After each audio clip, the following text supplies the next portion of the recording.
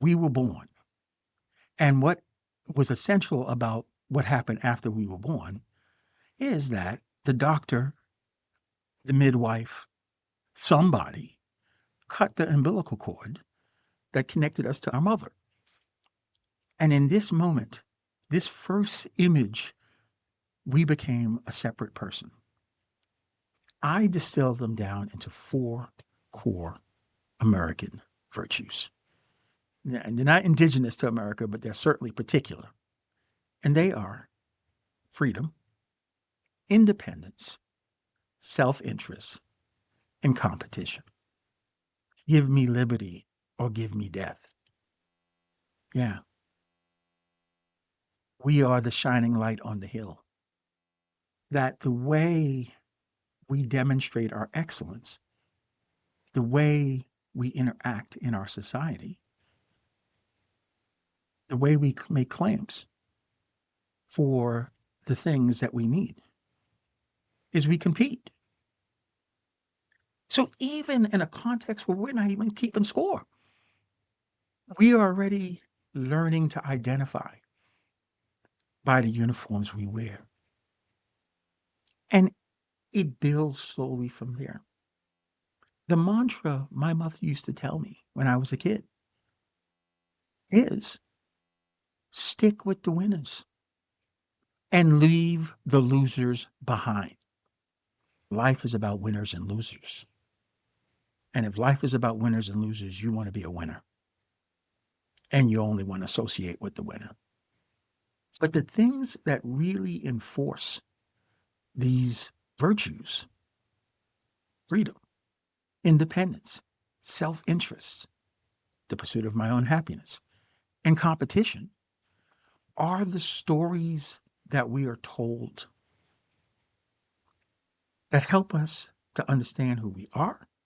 And the reason why it is such an important fundamental right is because it is through the press that we find out the information we need in order to make informed decisions. The next thing that you're going to hear is how many Americans were involved. Okay. The narrative that is told through the lens of the team of the people watching, so that it reinforces our team versus any other team.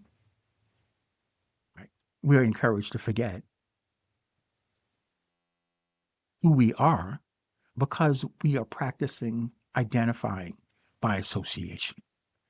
And what they did was they attacked the U.S. Embassy and they took U.S. Embassy workers as hostages. The Iran hostage crisis during the Carter administration. But no one told us at the time, why would Iran do that? What I'm trying to say here is the way the story, the way the news was presented to us was intended to affirm our identity with America. America was the land of the free. These enemies were not free, are not committed to freedom, were dangerous threats to freedom. 100 years ago, a guy named Edward Bernays changed the whole game. Yeah, in the 1920s. Edward Bernays is considered the father of public relations. We buy on the basis of a story. We buy on the basis that buying identifies us with something that we value. All that marketing is focused on the part of the glass that's empty, the part of us that we are not. And that to the point where how we identify ourselves is tied up into this aspiration that is unreachable because there's always another empty part of the glass. We've come to the point where this kind of manipulation has actually supplanted who we are because We identify ourselves as all these other things. It is power and wealth. They benefit from convincing us not that we are who we are, but we are here to serve them, to the point where we identify who we are based on our ability to serve them. The price for us to do that is we're left feeling powerless to do anything about it. Why?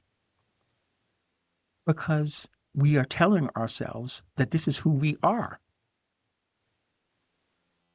but it's not who we are. You are much more powerful, much more complicated, much more capable than that. You could start exploring yourself. What do you actually value? What really makes you excited? What have you learned through your life's experiences that help you to understand how things work? All of a sudden, you look at power and you see it for what it is. Just another human pulling the strings behind the curtain with a big sounding voice. And yet they're no more special, no more powerful, have no greater claim on all the things we value than each of us.